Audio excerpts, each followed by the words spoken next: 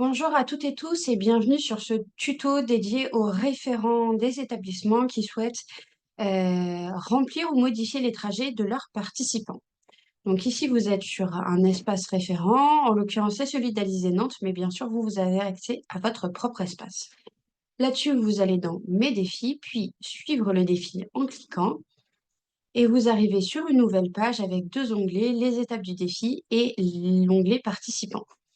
Sur cet onglet participants, vous retrouvez la liste de vos participants et on va s'intéresser aux petits points qui sont juste à droite et qui sont la validation de tous les défis. Pour ce qui concerne la saisie des données, il s'agit bien donc de deux onglets différents.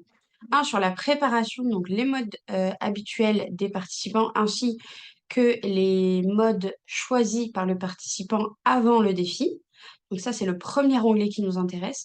Et le deuxième onglet qui nous intéresse, c'est celui-là. C'est parti pour la semaine du défi mobilité, qui est celui de confirmation des trajets.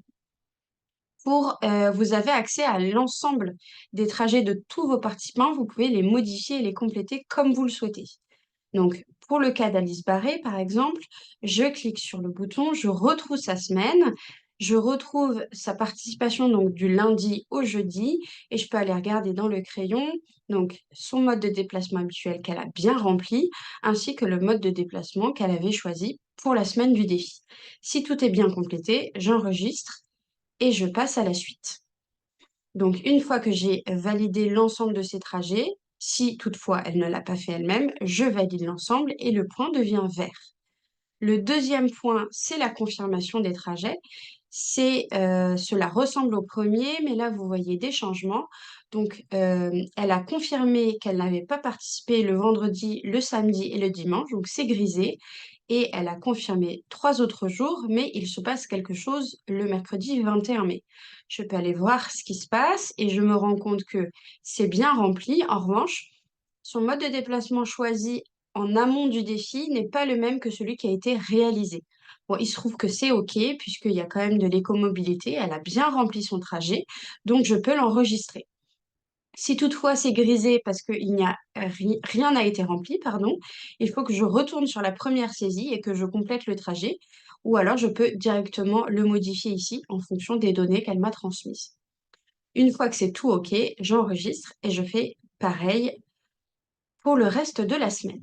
Donc, une fois que c'est tout bon, je valide les trajets. Vous voyez ici ce bouton apparaître. Il ne s'agit que de la version application. Vous avez accès au crayon, donc vous n'avez pas besoin de modifier en cliquant là-dessus.